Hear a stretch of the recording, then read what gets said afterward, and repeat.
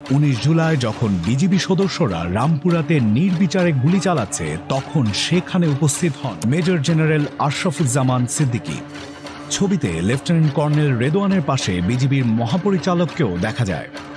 5 আগস্টের পর বিজিবির মহাপরিচালক এক ব্রিফিংয়ে বলেন, যেহেতু সরকারি একটি বাহিনী সরকারি আদেশ রয়েছে, গ্রাউন্ডে বিজিবি পাঠানো লেগেছে।